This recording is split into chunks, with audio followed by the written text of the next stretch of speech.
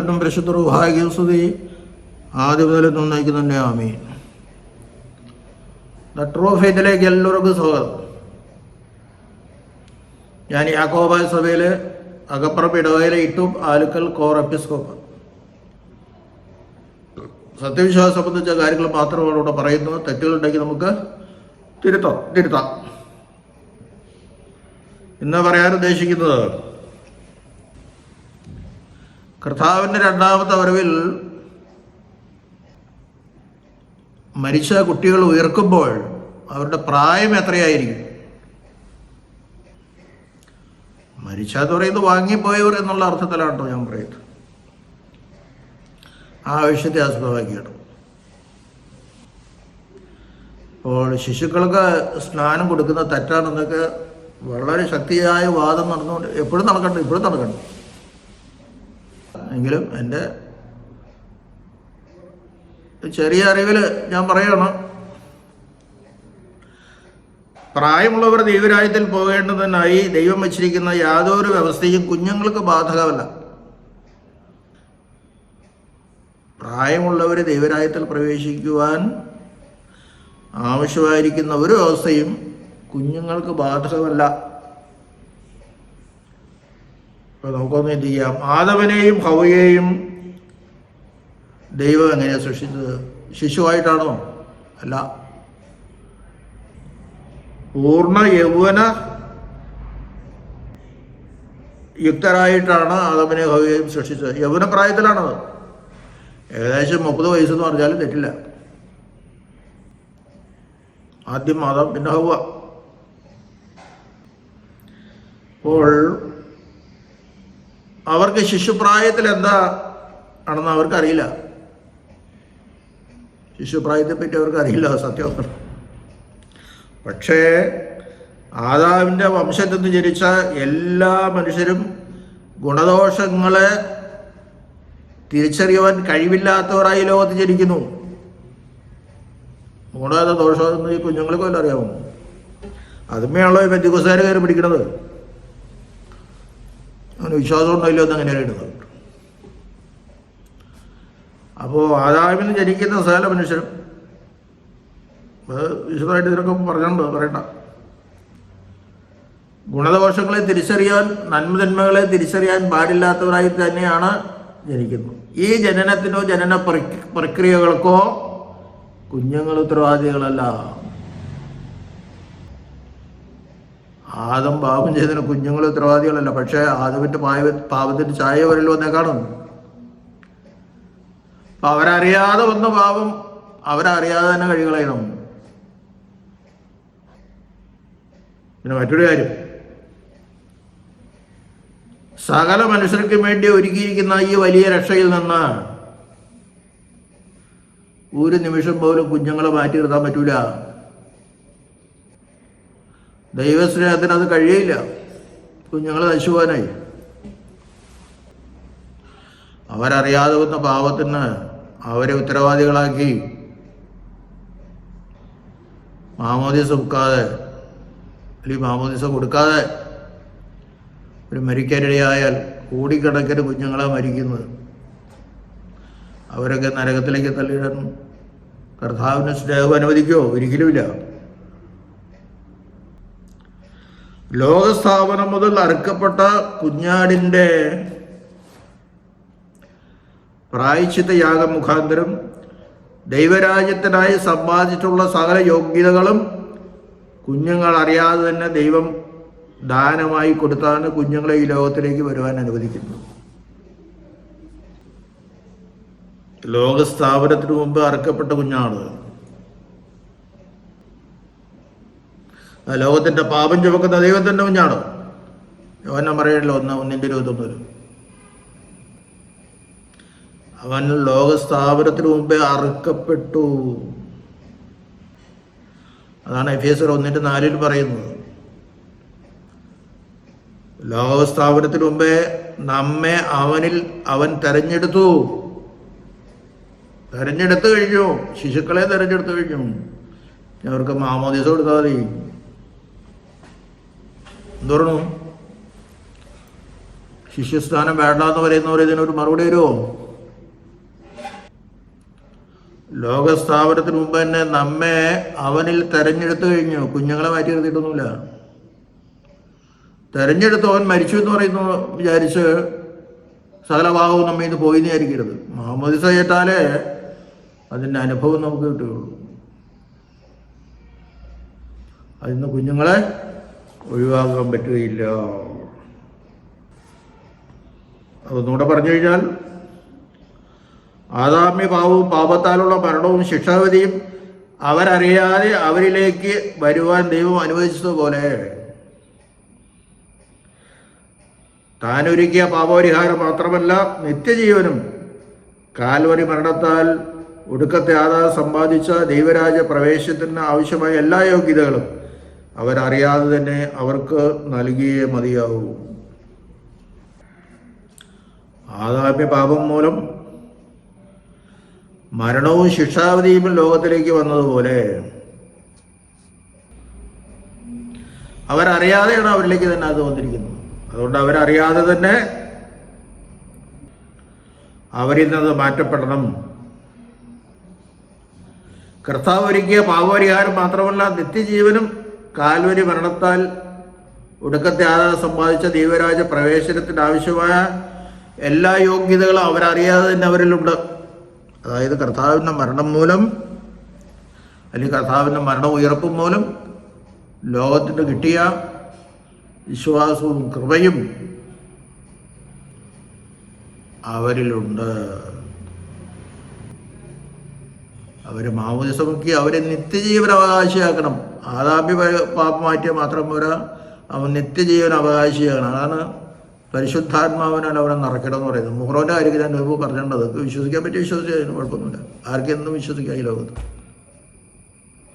പക്ഷേ മർക്കോസാറിൻ്റെ പതിവുതിൽ തൈലം പുരട്ടി പ്രാർത്ഥിച്ച് രോഗിയെ സൗഖ്യമാക്കിയതായിട്ട് പറയുന്നുണ്ട് ശിഷ്യന്മാരുടെ കാലത്തെ.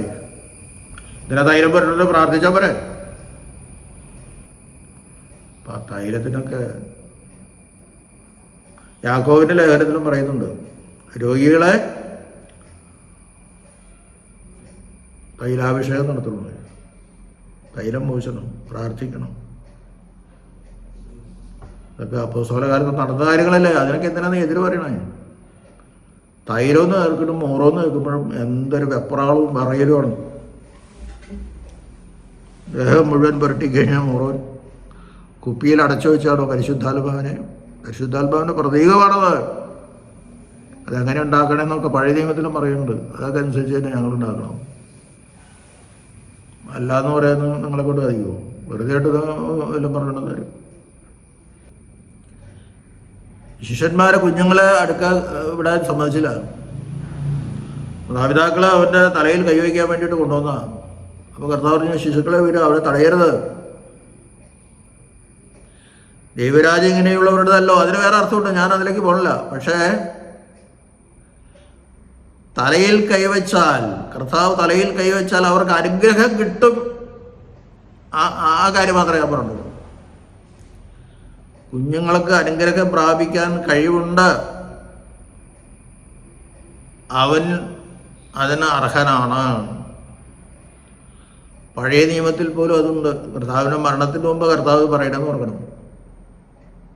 അപ്പോൾ അവന് അനുഗ്രഹം പ്രാപിക്കാൻ കഴിവുണ്ട് എന്ന് തന്നെ മനസ്സിലാക്കണം. ഇനി മറ്റൊരു കാര്യം ഞാൻ പറയാം.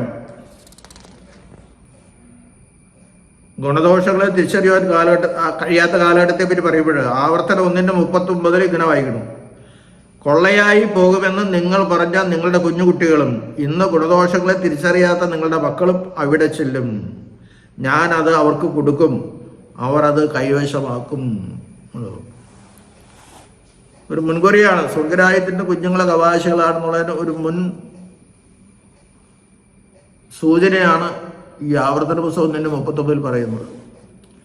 കനാൻ നാട്ടിലേക്ക് ഇസ്രായേൽ മക്കളെ യാത്ര ചെയ്യുമ്പോൾ ആ സംഭവത്തെ പറ്റിയാണ് മോശ ഇവിടെ ആവർത്തനത്തിൽ പറയുന്നത്. എന്താ പറയുന്നത്? കൊള്ളയായി പോകുമെന്ന് നിങ്ങൾ പറഞ്ഞ നിങ്ങളുടെ കുഞ്ഞുകുട്ടികളും ഇന്ന് ഗുണദോഷങ്ങളെ തിരിച്ചറിയാത്ത നിങ്ങളുടെ മക്കളും അവിടെ ചെല്ലും. ഞാനത് അവർക്ക് കൊടുക്കും, അവർ അത് കൈവശമാക്കും. രണ്ടർത്ഥത്തിൽ വിചാരിക്കുക. കൊള്ളയായി പോയാലും രണ്ടാമത്തെ വരവിൽ അവർ ദൈവരാജ്യത്ത് പ്രവേശിക്കും. മറ്റത് നിങ്ങളും നിങ്ങളുടെ മക്കളും കനാൻ നാട്ടിലെത്തും, ഞാൻ അവർക്കത് അവകാശമായി കൊടുക്കും എന്ന് പറഞ്ഞു കഴിഞ്ഞാൽ രണ്ടുപേരും അവിടെ എത്തിയുള്ളൂ. പക്ഷെ അവർ കുഞ്ഞുങ്ങളായിരുന്നു, പിന്നെ വലുതായെന്ന് അങ്ങനെ വേണ്ടി പറയാം. പക്ഷേ ഇതിൻ്റെ ആന്തരിക അർത്ഥം ചിന്തിക്കണം. രണ്ടുപേര് മാത്രമല്ല അവിടെ എത്തിച്ചേരുള്ളൂ എന്ന് പറഞ്ഞിട്ടുണ്ട്. ഒന്നുകിൽ കർത്താവ് പറഞ്ഞത് തെറ്റ്, അല്ലെങ്കിൽ മോശം പറഞ്ഞത് തെറ്റ്. പക്ഷേ കുഞ്ഞുങ്ങൾക്കും കനാൻ ദേശം കിട്ടിയില്ലെങ്കിലും പുതിയ യെരൂശലേമിലേക്ക് അവർക്ക് പ്രവേശനം കിട്ടും എന്ന് തന്നെ പറയുന്നത്. അതിനുള്ള വ്യവസ്ഥകൾ കർത്താവിൻ്റെ മരണശേഷം ഇവിടെ ഉണ്ടാക്കി വെച്ചിട്ടുള്ള അർത്ഥം. അതിനൊന്നാണ് മാമോദിസ. അങ്ങനെയൊക്കെ ചിന്തിക്കേണ്ടത്. മുടിയനായ പുത്രന് അവന് നന്മ അറിയായിരുന്നു. അപ്പൻ അവനെ കാര്യമായിട്ടാണ് വളർത്തിക്കൊണ്ടുവന്ന, ഗുണദോഷങ്ങളൊക്കെ പറഞ്ഞു പഠിപ്പിച്ച. പക്ഷേ പ്രായമായപ്പോൾ അവൻ തെറ്റിപ്പോയി. തിരിച്ചു വരുമ്പോൾ സ്വീകരിക്കാൻ പിതാവ് തയ്യാറാണോ? തെറ്റിപ്പോയാലും തിരിച്ചു വന്നാൽ മതി. പല പ്രാവശ്യം തിരിച്ചു വരാൻ തയ്യാറില്ലെങ്കിൽ പോട്ടെ, അല്ലാണ്ട് വേറെ ഒന്നും പറയാനില്ല. അപ്പൊ എൻ്റെ വിഷയം, കുട്ടികൾ ഉയർക്കുമ്പോൾ അവരുടെ പ്രായം എത്രയായിരിക്കുമെന്ന്. നേരത്തെ പറഞ്ഞു, മരണവും മരണാനന്തര ജീവിതത്തിലുള്ള ശിക്ഷാവിധിയൊക്കെ കുഞ്ഞുങ്ങളിൽ നിന്നും വേർപെടുത്താൻ വേണ്ടിയിട്ടാണ്. കുഞ്ഞുങ്ങളിൽ നിന്ന് മാത്രമല്ല, വലിയ ആളുകളിൽ നിന്ന് വേർപെടുത്താൻ വേണ്ടിയിട്ടാണ് സ്നാനം ഏർപ്പെടുത്തിയിരിക്കുന്നത്. പാപവും പാപത്തിന് പരിഹാരവും ശിക്ഷാവിധി എന്നുള്ള മോചനവും. അവന് കിട്ടിയ ജീവൻ നഷ്ടപ്പെട്ടു. ആ പുതുജീവൻ അവന് കിട്ടണം. പരിശുദ്ധാത്മാവിൽ കൂടി കിട്ടും. പോരാ,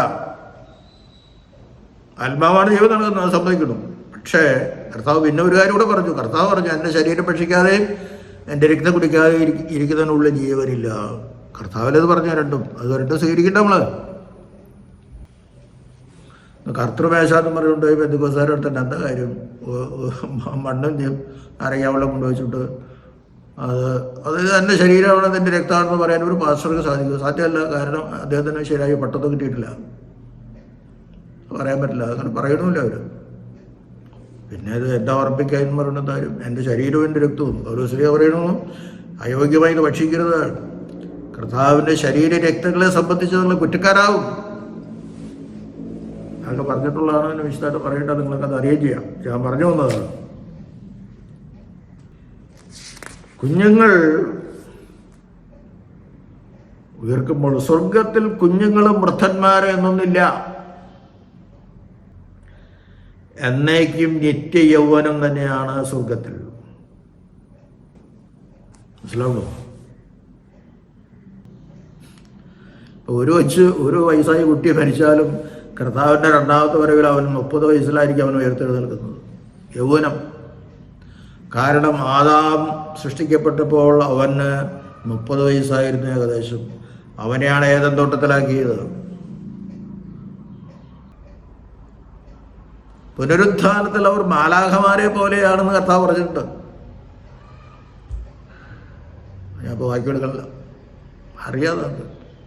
പുനരുത്ഥാനത്തിൽ വാങ്ങിപ്പോയവരും ജീവനോടിരിക്കുന്നവരും മഹത്വീകരണം പ്രാപിച്ച് ഉയർത്തെഴുന്നേറ്റ് കർത്താവിൻ്റെ സന്നിധിയിൽ ചെല്ലുമ്പോൾ ന്യായവിധിക്ക് ശേഷം അവർ സ്വർഗത്തിൽ ചെന്നെത്തുമ്പോൾ അവരുടെ പ്രായം ഏകദേശം 30 വയസ്സ്, അല്ലെങ്കിൽ യൗവനം, നിത്യ യൗവനം. കുറവില്ല, കൂടുതലുമില്ല. മാലാഖമാരെ പോലെയാണ് അവർ. മാലാഖമാർക്ക് ജന്മമില്ല, മരണമില്ല, അവർക്ക് വയസ്സുമില്ല, പ്രായമില്ല, ഒന്നുമില്ല.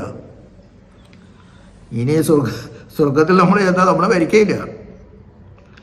അഴിവില്ലാത്ത രാജ്യമാണ് സ്വർഗരാജ്യം. അപ്പോൾ ഈ കുഞ്ഞുങ്ങൾക്ക് മാംസം കൊടുക്കണ്ടേ? അവർ രക്ഷ പ്രാപിക്കണ്ടേ? ശരണത്താലേ നിൻ കൃപയിൽ മരണമടഞ്ഞോരു ദാസനനി നിൻ മരണമടഞ്ഞോരു ദാസനനിൻ ജീവസ്വരമതുണർത്തണമേ. കബരീന്നുദ്യാനത്തിനായി കബരീന്നുദ്യാനത്തിലേക്ക് ഏതിൻ്റെ പ്രതീക്ഷയിലേക്ക്? അതിനുശേഷം സ്വർഗത്തിലേക്ക് പോകാൻ പറ്റുള്ളൂ. അത് മനസ്സിലാക്കണം. ഏതിൻ്റെ പ്രതീക്ഷയിൽ കൂടി മാത്രമാണ് സ്വർഗരാജ്യം. ഇപ്പോൾ മരിക്കുന്നവരൊക്കെ ഒന്നോളെ പാതാളത്തിൽ അല്ലെങ്കിൽ പ്രതീക്ഷയിൽ. ന്യായവിധിക്ക് ശേഷം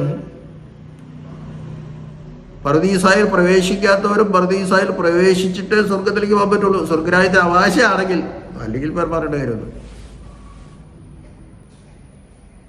അപ്പോൾ മാലാഖമാരെ പോലെയുള്ള ജീവിതമാണ് പുതിയ യെരുശലേമിൽ അല്ലെങ്കിൽ സ്വർഗത്തിൽ. ചിലപ്പോൾ ഈ ഭൂലോകം മുഴുവനും സ്വർഗമായി തീർന്നേക്കും. ഇല്ലെന്നൊന്നും നമുക്ക് പറയാൻ പറ്റില്ല. ദൈവത്തിന് മാത്രം അറിയാവുന്ന കാര്യമാണ്. അപ്പോൾ ആദമിൻ്റെയും ഹവ്വായുടെയും പ്രായത്തിൽ നിത്യ യൗവനത്തിൽ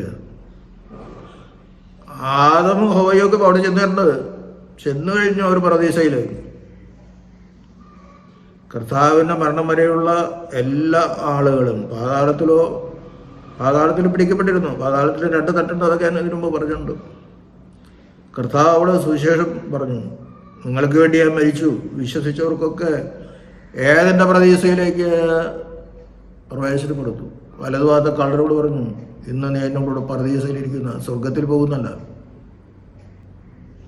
എല്ലാവരും മരിച്ച ഉടനെ സ്വർഗത്തിൽ പോകുന്നവരുണ്ട്. ചിലപ്പോൾ അവർ ഉദ്ദേശിക്കുന്ന പ്രതീക്ഷയായിട്ടൊക്കെ എനിക്കറിയില്ല. സ്വർഗത്തും അവർ പറയണം. പക്ഷെ യോഹന്നാൻ 14 മുതൽ പറയുന്നത്, ഞാൻ വീണ്ടും വന്ന് നിങ്ങളെ ചേർത്തുള്ളൂ. അല്ലാണ്ട് മരിച്ച ഉടനെയാണ് ചേർക്കുന്നതല്ല.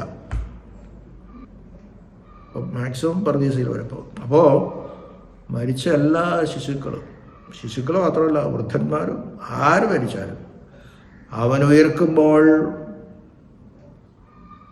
പ്രായം ഏകദേശം 30 വയസ്സ്, അല്ലെങ്കിൽ യൗവനം. ആ യൗവനം നിത്യയൗവനമാണ്.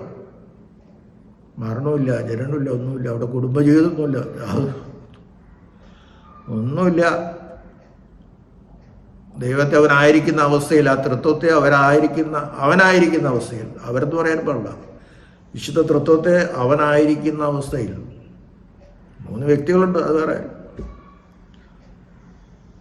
ആയിരിക്കുന്ന അവസ്ഥയിൽ കണ്ട് ആരാധിച്ച് എന്നും ആനന്ദത്തിൽ ആറാടുന്നതാണ് സ്വർഗീയ സൗഭാഗ്യം.